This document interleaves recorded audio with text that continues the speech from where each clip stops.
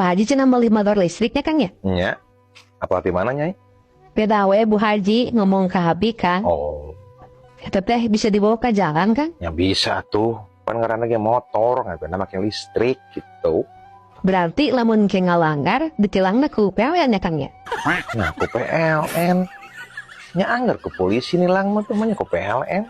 Ya kapanan motor listrik Kang? Listrik bukan ku PLN. Nya masih nge-make listrik ke angger motor. Kalau pedah make listrik gitu. Jadi urusan yang PLN mah.